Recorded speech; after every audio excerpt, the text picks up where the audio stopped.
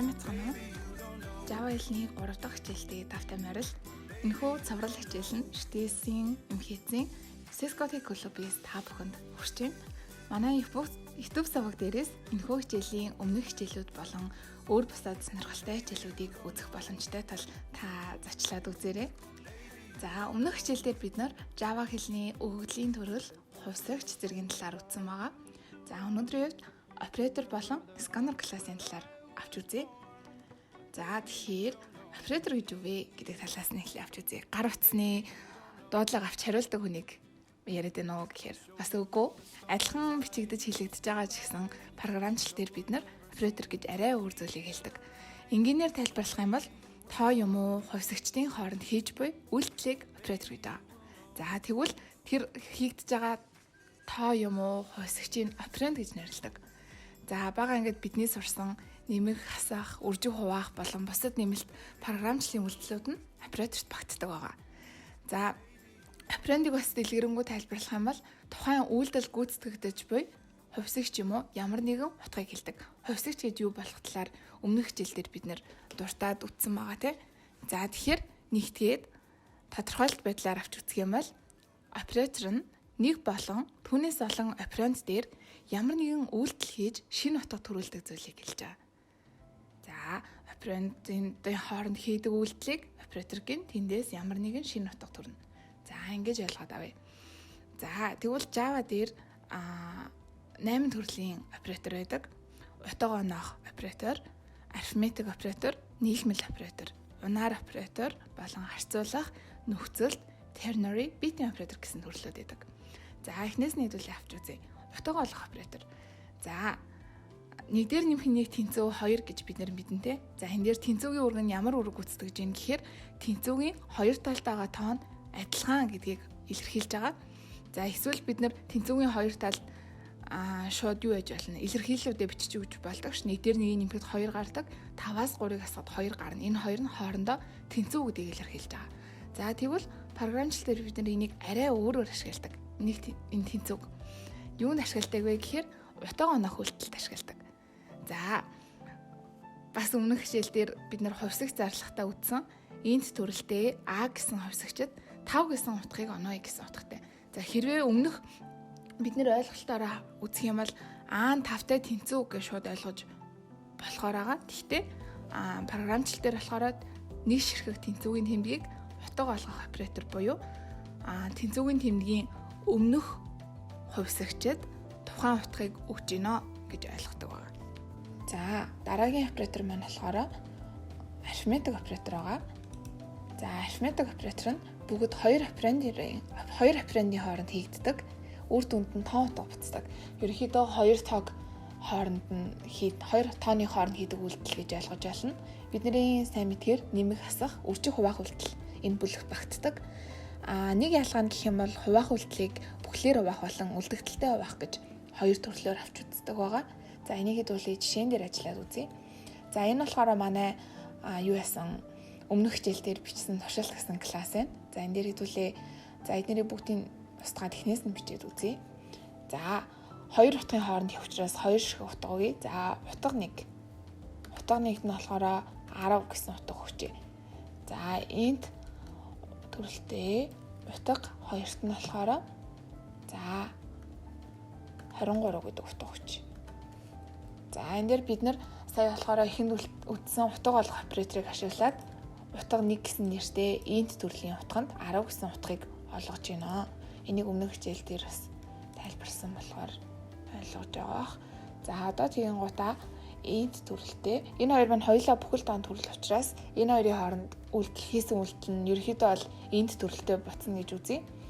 За, энд төрөлтэй хариу гэд үзье. Хариу нь болохоор одоогоор утга байхгүй байгаа. За, хариу гэдэг нь болохоор хариу 1 гэж.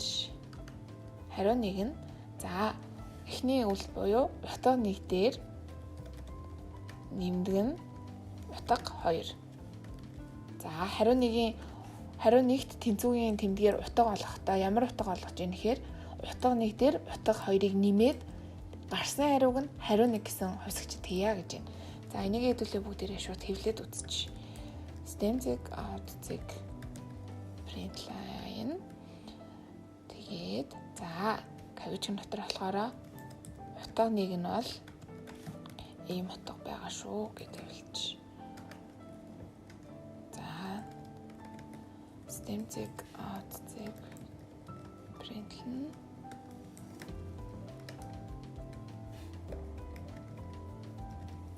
За энэ кавичгийн дотор бичсэн зүйл шууд яг байгаагаараа гардаг гэдэг талаараас үзсэн. За одоо болохоор хариугаа хэлээд үз.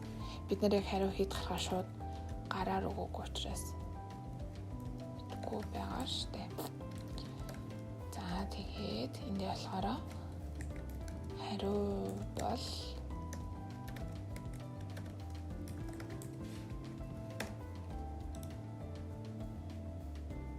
хариу нэг. За одоо энийг ажиллуулад үзье. За тэгсэн чинь доор бид нарт гарч ирж байгаа нь утга 1 нь 10, утга 2 нь 23 бол хариу бол 33 гэж гарч ирж байна тий. За одоо ингэхгүйгээр бүр ингэж үзье. Хариу гэдэг утгаа хоосноор зарлжээ. Хоосон буюу автоматар энэ тэг гэсэн утгыг авдаг. Ингээд нөгөө тэнцвэрийн тэмдгээр утга олгоогүй үед. Тэгэнгуутаа хэвлэх үедээ одоо нөгөө саяныхаа үйлдэлүүдийг шууд хийгээ авчээ. Одоо энэ дээр болохоор нийлбэр бол гээд тэгэнгуутаа энэ дээр яах вэ гэхээр утга 1 дээр нэмдэг нь утга 2. Энийг халт нэг бичиж. За одоо энийг ажиллуулад үзье. За тэгэнгუут яаж вэ? Нийлбэр бол нэмдэг нь утга 1 дээр нэмэх нь утга 2-ыг нэмсэн утга нь энд гарна гэж бичсэн чинь гарч ийн тэ. За хэрвээ энийг шууд бусад үйлдэлүүдээ хийгээд үзье.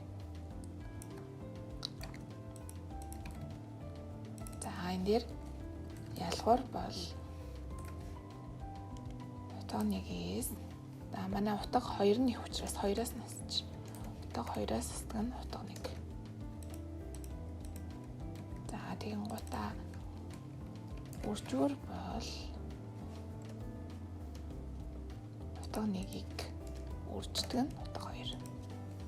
За одоо тэгэнгуутаа нөгөө бүхлээр бах бутархаагаар байх гэж байгаа ш. Тэрийг шууд хэдүүлээ хэвлээд үзчихье. Тэгээд ялгааг нь харъя. Бүхлээр угаагаад утга 2-аа бач. Утга 2-ыг хуваах нь утга 1.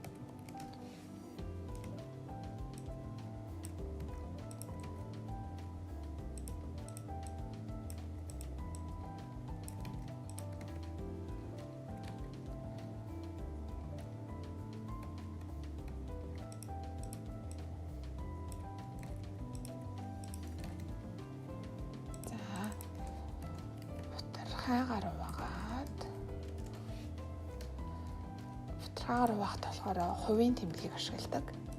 За ингээд ажиллуулад үзвэл за утга 1 утга 2 гэсний 10 23 гэсэн утгын нийлбэр нь 33, ялгуур нь 13, үржүүр нь 230, бүхлээр угаахад 2, бутархаагаар угаахад 3 гэж гарч ийн тэ. За энэ бүхлээр угааж байгаа бутархаагаар угааж байгаа нь ямар утгатай вэ гэхээр за утга 2-ыг утга 1-т угаасан тий. Тэгэхэд 23-ыг 10-т угаахад за бид нар шууд бодох юм бол бүхэлдээ бол гарахгүй бутархайтай гарна. Бүхлээр бол 2 гараад 3 үлдэгдэлтэй гарна. За бүхлээр угаана гэдэг нь болохоор бүхэл хэсгийг авч байгаа гэсэн үг. 23-ыг 10-т угаахад бүхэл хэсэг нь 2 гарна. Бутархайгаар угаана гэдэг нь бүхлээр хуваагаад бүхлийн ард үлдсэн хэсэг нь буюу 3 үлдчихэж байгаа. Тэрийг нь бутархайгаар хуваагаад авч ийн гэсэн үг. Энэ нь болохоор програмчлалт айгүй олон зүйлд бутархайгаар хуваах гэдэг үйлдэл хэрэг болдог. Одоохондоо сайн мэддэхгүй ч гэсэн ер нь цаашдаа айгүй хэрэг болдог. За тэгэхээр ерөөхдөө бүхэл хэсгийг ингэж авдаг байхана бутархай хэсгийг ингэж авдаг байхана. Бутархайгаар хувааж ингээд энэ нь ингээд 0.3 ч юм уу 0.3 гэж бутархай гарахгүй. Энэ нь болохоор яг үлдэгдэл хэсэг нь буюу бүхэл тоол гарна гэж ойлгож байна. За эдгээрийг шууд бүхэл тоон дээр дандаа үзээ явчлаа. Дараа нь яг бутархай тоон дээр дараагийн үйлдэлүүдээ үзье. За дараах нь болохоор нийлмэл оператор. За түрүүний утга олгох үйлдэл болон арифметик үйлдэлүүдийг нийлүүлээд нийлмэл оператор гэж нэрлэдэг.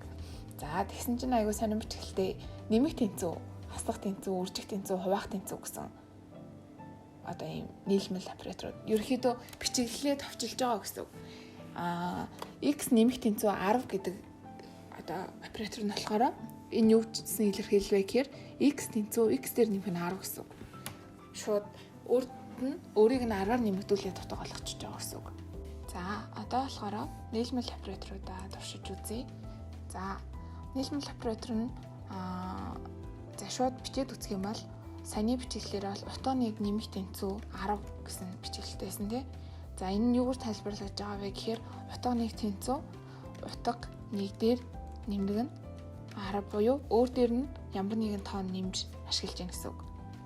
За энийг хариу нь хэд гарах вэ гэж үзэх юм бол утга 1-д утга оноох нь буюу тэнцүү утга 1 дээр нэмдэг нь 10 буюу утга 1-ийн өмнөх утга нэгдүүлэнд нь 10 байгаа. За энийг 12 болгочих.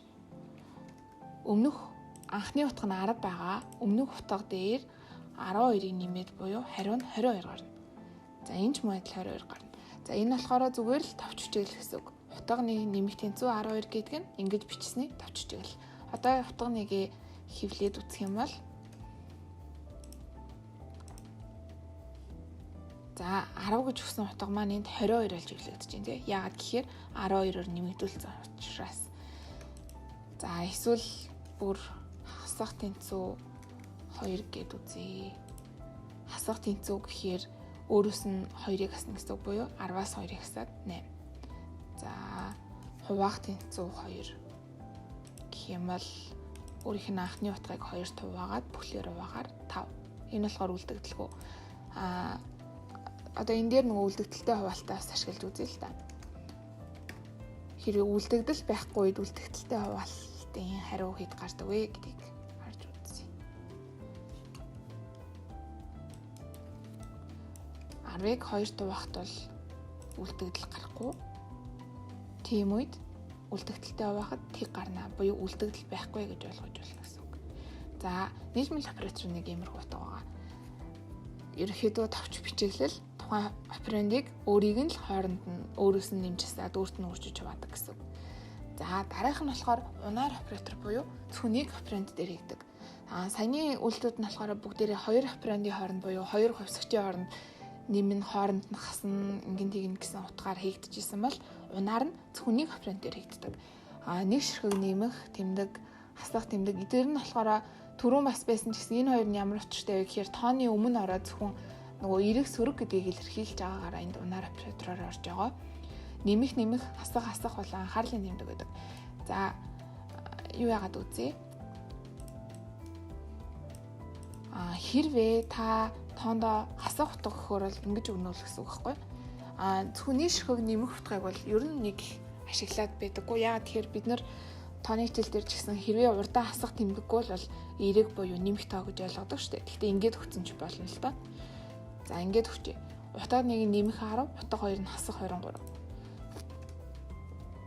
За ийм үед нэмэх 10, хасах 23 буюу уртлын тэмдэг нь хэрвээ нэмэх байгаа үед шууд гарахгүйгээр гарч байгааг харж байгаа бах тий. За илэрхийлэлтээр бас бичгтээ хасахыг хаалтанд хийж өгөхгүй болдоггүй. За хариун дээрээ бичжээ. Хариу тэнцүү 10 дээр нэмдэг нь хасах 23 байл та. Хасах 23. Ерөнхийдөө математиктэй адилхан явж байгаа.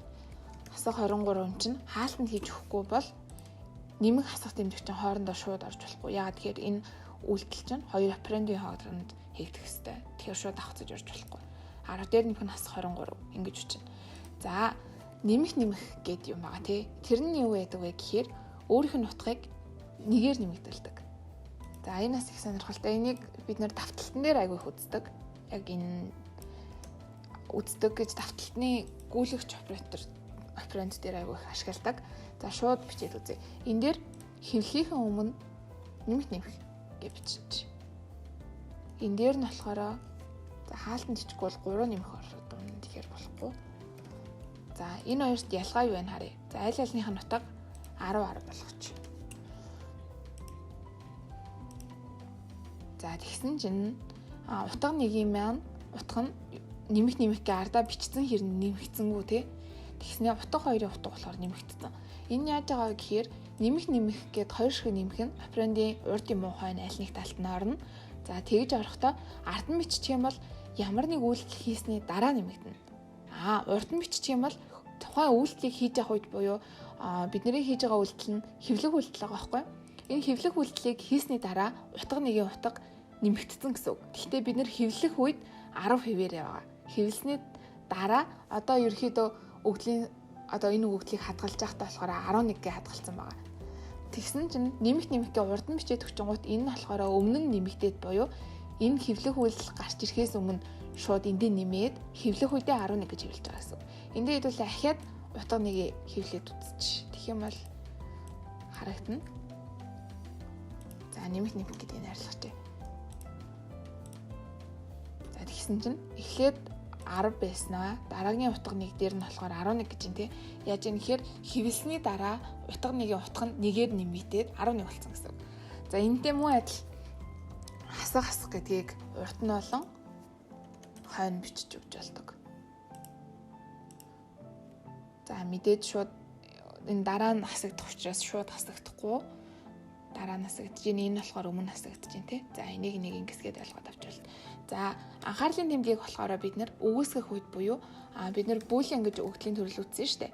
Бүүлэн өгөгдлийн төрөл ашиглаж байгаа үед буюу бүүлэн өгөгдлийн төрлөөр хариу гарч байгаа үед энийг ашигладаг.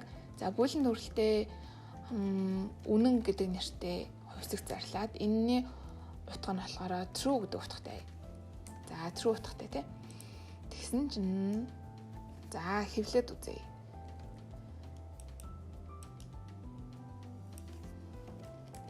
За бүүлэн төрөлтэй шүү. Энэ нь болохоор үнэн гэдэг нэртэй байгаа тий. Хувьсгчийн нэр нь.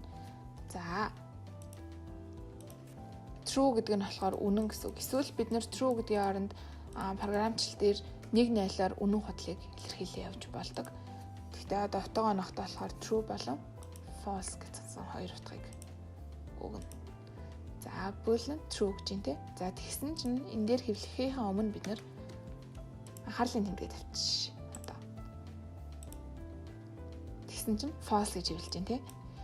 Энэ яадаг вэ гэхээр хэрвээ true авах юм бол false болгоно, false авах юм бол true болгоно буюу бүүлэн утгын хариуг өөрчилж эсрэг утгаар нь хөрвүүлдэг. Энэ одоо хоёрхан хариутай юм чинь true байвал false, false байвал true гэл. Тийм л утгатай гэсэн үг. За энийг болохоор бас айгүй ашигладаг дараагийн утгууд дээр.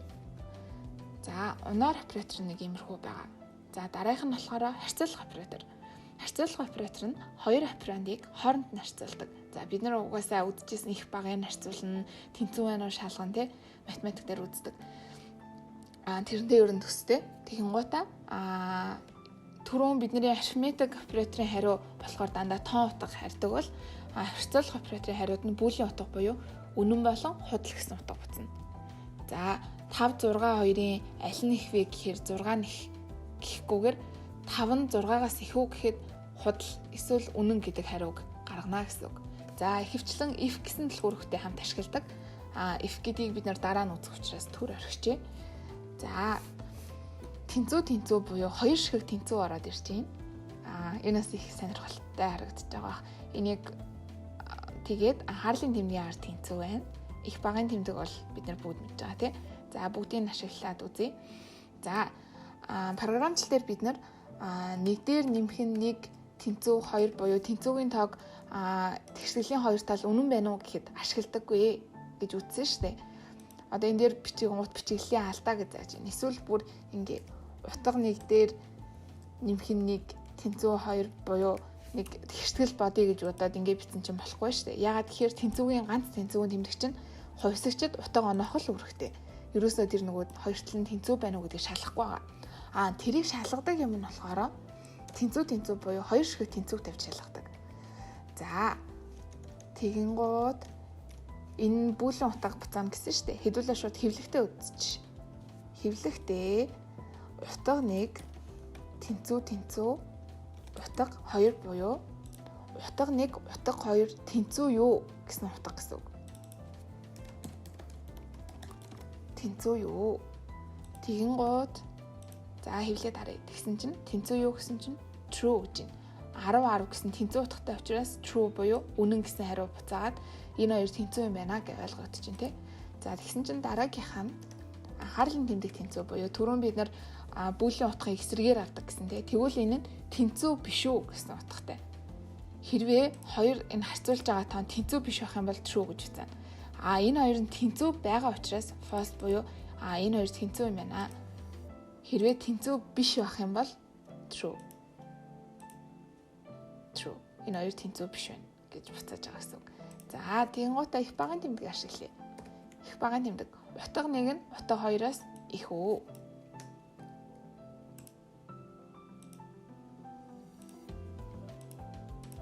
Нэг хаалтаа.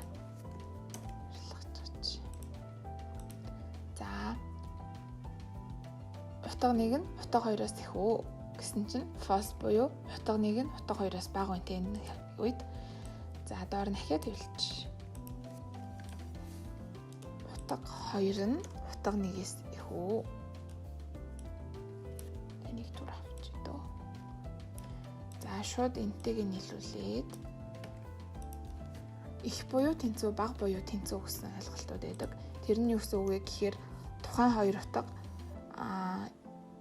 одоо энэ үед болохоор утга 1 нь утга 2-оос эрс их байна уу? Эсвэл тэнцүү байна уу? Тэр нь угаасаа математик дээр гардаг ойлголт болохоор нэг илүү тайлбарлаад авах шаардлагагүй байна. За утга 1 нь утга 2-оос эрс их үү гэсэн чинь false буюу үгүй гэж байна.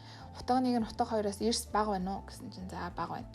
За утга 1 нь их буюу тэнцүү, утга 2-оос буюу утга 2-тэй тэнцүү эсвэл их байна уу гэсэн чинь тэнцүү ч их ч учраас false. За утга 2 нь утга 1-ээс их эсвэл тэнцүү байна уу гэсэн чинь их учраас true гарч байна тий. За ингээд ерөөхдөө бүлэн төрлийн утга буцаадаг хооронд нь харьцуулдаг нэг ийм оператор байна. За дараагийнх нь болохоор бидний нөгөө 8 төрлөөс нөхцөлт оператор, тернари оператор, бит оператор үлдэж байгаа. За эдгээрийг одоо ярангуут шууд нөгөө нэг толгой өрөхгүй айгүй олон юм яриад байгаа учраас өөрсдөө судлаад үзээсэй гэж хүсэж байна. Тэгээ эдгээр нь болохоор цаашдаа if нөхцөл болон бусад сэдвүүд дээр айгүй их орж ирнэ. Тэр үед нь хэлээд явъя. Тэр болтол өөрсдөө харж ирсэн дээр болов гэж бодоод төр архилаа. За манай үзэх дараагийн зүйл нь болохоор scanner class. За бид нэр гараас утга авахдаа scanner class-ыг ашигладаг. За scanner class нь өгөгдлийн төрөл болгонд өөр өөр метод зориулсан байдаг. За нөгөө нэг бид нар main class-аа зарлж өгөхөд зориулсан бичиглэл байдаг шүү дээ. Тэрнтэй адилхан scanner class-ыг зарлахад зориулж өгсөн бичиглэл нь ийм байдаг. Энэ гэдэг нь болохоор зүгээр хувьсгчийн нэр учраас ямар ч нэр байж болно. Бусд нь болохоор яг статикаар заавал ингэж бичих ёстой гэсэн утгатай байдаг шүү. Scanner гэсэн класс зарлалаа, нэрийг бичлээ, new буюу шинэ объект үүсгэлээ. Scanner-ын дотроо системийн in гэсэн объект үүсэж.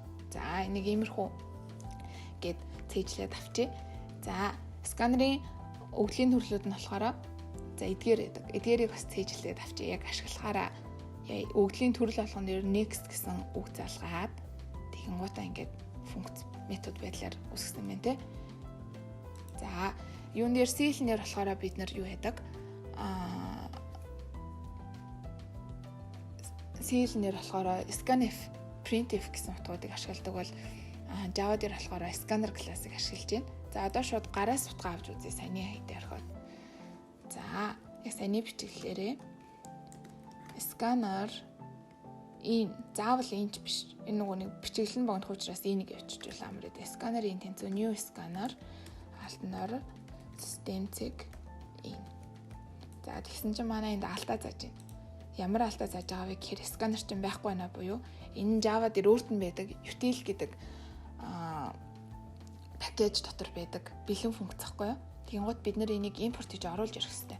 Бид нэр өөрсдөө туршилт гэдэг класс зарласан. Тэгсэн чинь scanner нь бэлэн класс учраас бэлэн класс, бэлэн зүйлсийг ашиглахдаа бид нэр Java-гийн функцээс импорт хийж оруулдаг. За дээр нь импорт хийн. Классын гадна талд import Java-гийн util-ийн scanner гэдэг классыг оруулаад ирлээ. За тэгэнгуутаа юу вэ? Түрүүний энд төрөлтэй утга 1 гэснээ утгаа бид нэр шууд статикаар өгөхгүйгээр хэрэглэгч гараас оруулж болдгоор өгье. За тэгэнгუут яах вэ гэхээр утга 1-д утга утга болгох нь энэ буюу сканерын энэ хувьсгчийн нэрээ бичээд цэг next бидний өгөгдлийн төрөл int байгаа учраас next int. За ингэж өчөж өгнө. За энийхээ өмнө нэг хэрэглэгчдэд зориулсан утга хэвлээд өгчүүл зүгээр байдаг. Яа тэгэхээр нөгөө нэг бид нар консоль дээр харсан ш бидний хэвлэж байгаа имийг л харуулж байгаа. Тэгсэн чинь хэрвээ ийм үед ах юм бол хоосон харагдах учраас шүү за ингэж. Int утга оруулно. За энэс гадна float-оор бас нэг зарлж утга 2.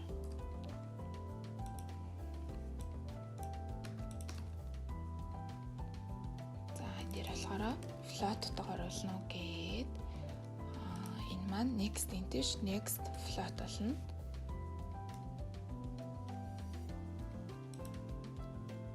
Энэ дээр утгынхаа утга 2. За гутаа энд шууд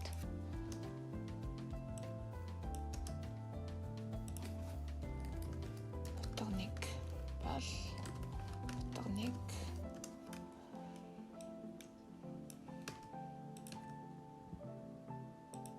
утга 2.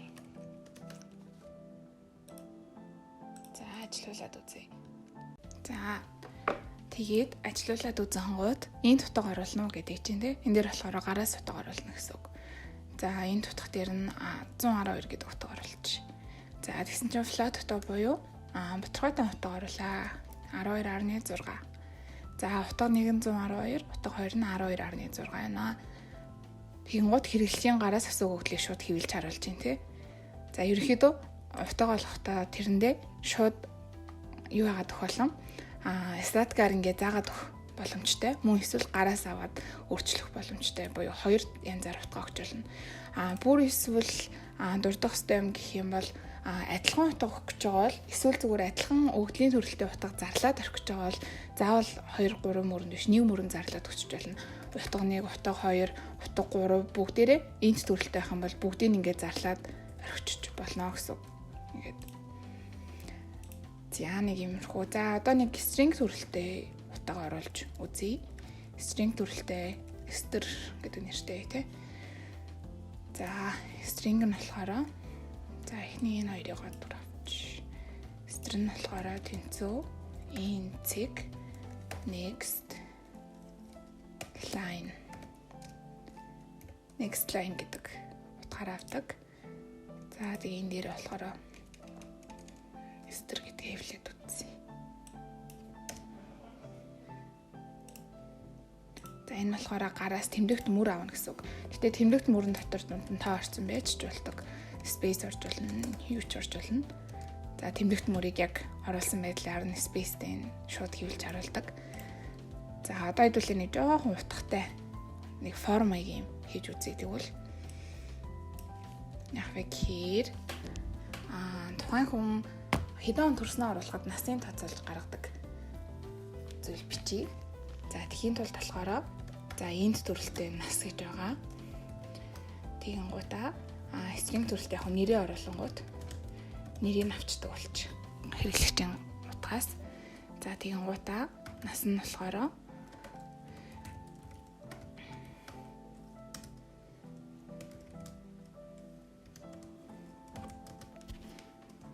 за нэрээ оруулах нас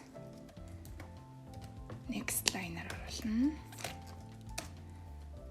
За энийхээ өмнө болохоор яг хэвлээд өгч system цэг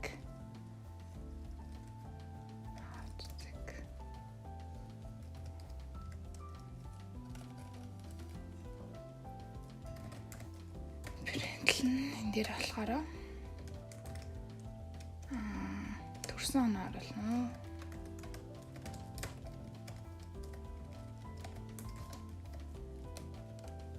За тийм утаа.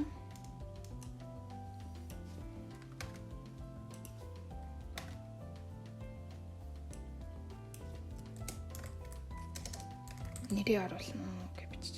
Нас гэхээр бас буруу болчих. Эндээ он болгоч.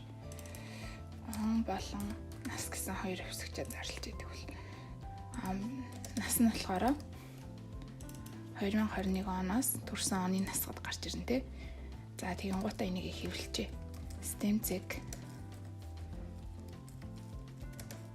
Aufzig принтлэн. Энэ дээрээ болохоор нэрийг бичээд юм бол за тэр бол юм нас. За ингээд хэвлээд үзье. За энэ бол арай нэг утгатай формагийн байдлаар болж байна. За ингээд ажиллаж. Төрсөн он 1998 бай. Нэр нь Батбай. Батбол 23 настай гэж хэлж байна тийм. Төрсөн оны насаад. За энэ болохоор бид нар хувьсгчийн хасах оператор ашиглаж үзлээ. За гарын сканер классыг бас ашиглаж үзлээ. Ерөнхийдөө сканер класс нь гараас утга авч байгаа л гэсэн ойлголттой. За өнөөдрийн хичээл маань энэ үрээд дуслаа.